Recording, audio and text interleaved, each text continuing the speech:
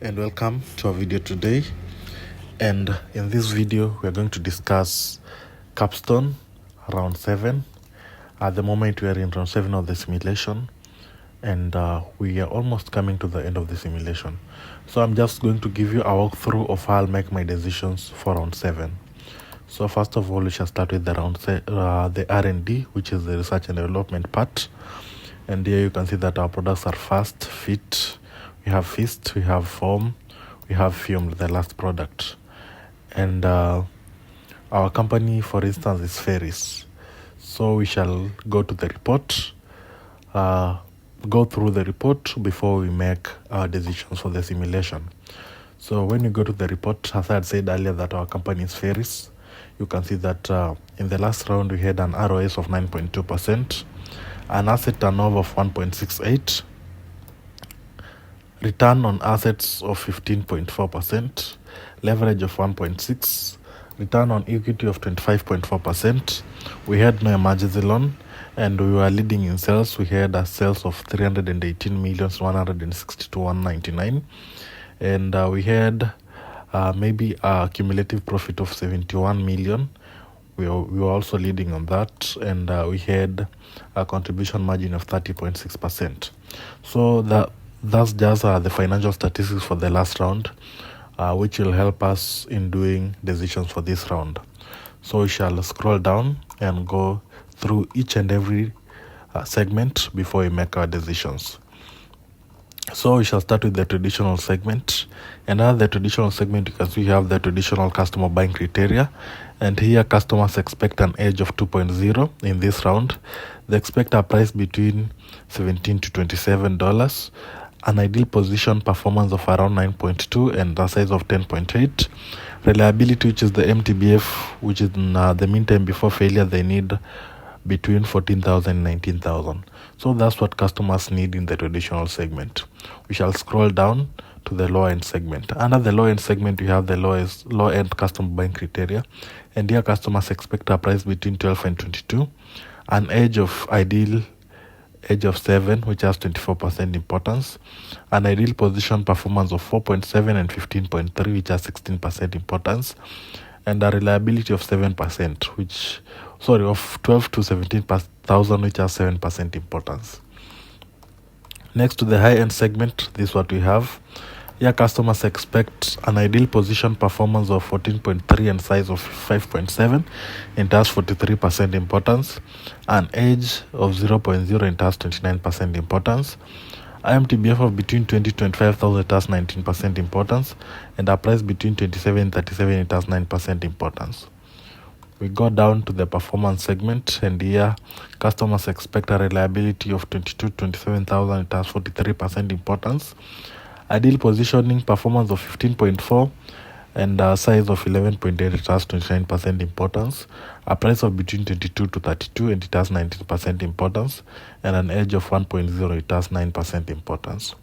To the last segment, which is the size segment, we have the size customer buying criteria, and here customers expect an ideal position of performance 8.2 and size 4.6, and it has 43% importance. An ideal age of 1.5, and it has 29% importance. MTBF of between 16 and 21,000, it has 19% importance.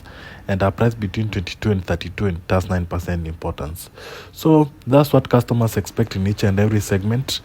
And after going through the report keenly, we have now to make our decisions for this round. So for the first product, for the performance, I want us to use 10 for the performance and also 10 for the size. So we shall recalculate and see our revision date. And clearly you can see that our revision date is 18th of June 2031. Remember that we are in the year 2031 at the moment. So you can see our product is sold from this date up to the end of the year. For the fit product, you can see the positioning of the perceptual map, so there's no need for making decisions at the moment. Then you go to the fist, which is in the high end, and this one we shall make a performance of 14.8 and a size of around 5.2. And then we can recalculate, and after recalculating you can clearly see that our revision date is 21st of August 2031.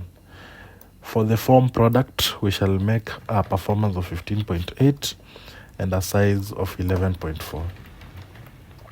Then we can recalculate, and after recalculating, you can see that our revision date is 2nd of May 2031. Then for the last product, which is fume, we shall make 8.6 for the performance and a size of 4.2. And then we can recalculate, and after recalculating, you can see that our revision date is 17th of April 2031. So this revision date simply means that these are the dates in which our product will start selling up to the end of the year. Remember, the year ends, for this round, the year will end in the on the 31st of December 2031. On the right hand side, you can see that we have the perceptual map, and this is the new positioning. The red one is the new positioning of our products in the perceptual map. So that's all about the R&D. Down here we have the material cost. You can compare your old material cost and your new material cost. And maybe you have the age profile, whereby you can see the age of each and every product. Next department will actually be marketing, and under marketing we have two departments, the pricing and forecast and the promotion and sales. So we shall start with the pricing and forecast. Under the pricing and forecast, we are going to make decisions for the price and the forecast part. So for the price, I want us to maintain a price of 23.50 for first. Also, after going through the report, I decided to make these decisions. And please do not use the actual values that I'm missing, because we are varying in reports. You might have a different report and I have a different report. So don't use the actual values that I'm putting in the simulation. Then for fit, I want us to make it at 16.25. Then for fist, I want us to maintain it. And then for form, I want us to maintain it. And lastly, for fume, also maintain it at 31. For the forecast part, after calculating the demand growth in this round from the last round, using the demand growth rate, I want to sell 3,500 products of fast, 4,000 products of fit, 2350, that's 2,350 products of fist, 1,800 products of foam, and 1,800 products of fume. Then you can recalculate. After recalculating, you see some changes on the variable cost, the gross revenue, the contribution margin, maybe the less promo stock sales. Down here you have a graph of representing the revenue forecast, whereby you can see how each and every product is generating revenue into the company. On the other side, you can see the unit sales forecast, whereby you have the number of products that you're forecasted to sell in this round for each and every product. We shall go to the second part of marketing, which is the promotion and sales. And for the promotion and sales, we have something called the promo budget and the sales budget. You should know that the promo budget will help in increasing something called the customer awareness. And it will help by maybe through print media, advertising our products in trade shows, email marketing, web media, or direct mails, or maybe the print media. So we shall invest in each and every department so that we can come up with a good budget for the promo budget. The standard budget for the promo budget at the moment is 1,400 for each and every product. So we shall just maintain it like that, not making any changes. On the other hand, we have the sales budget, and the sales budget helps in promoting customer accessibility. So for that one, we shall make a decision of around 2,000 for each and every department, which represents each and every products. And for the sales budget, we have something called the outside sales, the in-year sales, and we have the distributors. So we shall just maintain it at 1975 for all our products. Down here we have something called the time allocations, whereby you are allocating time for all your products. So we shall give 24% for fast, 22 for fit, fist 20, 17 for foam, and 17% for fume. That will be it for this round. Down here you can see you have the awareness forecast and the accessibility. As I said earlier, awareness is being promoted by the promo budget, and accessibility is being promoted by the customer or the sales budget.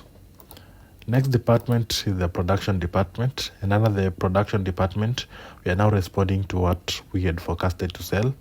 So for first, you can see we had forecasted to sell 3,500, and we need to produce at least with some 20 or more product to avoid something called stocking out. So we shall just produce 3520. For fit, you can see that we are producing 4,000, but we have an inventory of 506, so we shall produce 3,500. For feast, you can see that we have a forecast of 2350, so we shall produce something around 23, maybe 2380. For form, we shall produce 1800 because we don't really have capacity for these two products. 1800. Then you can recalculate. After recalculating, we have the physical plant whereby you can buy and sell capacity. So we shall buy a capacity of 200 for fast, and then 200 for foam, and lastly 200 for the fume product. For the automation is quite expensive, so we shall not make any decisions for that at the moment. So that will be it, and then to the next department, which is the human resource. Human resource, which is the HR, we normally talk about the staffing and maybe the labor negotiations if are open. So for the staffing, we normally or mainly talk about the recruiting spend and the training hours. So we shall use a recruiting spend of 5,000 and training hours of 80. We shall just maintain it that way. Next is the finance part. And under the finance part, at the moment, we are not focusing on investing in the company. Remember, when investing in the company, you can invest maybe by taking a loan.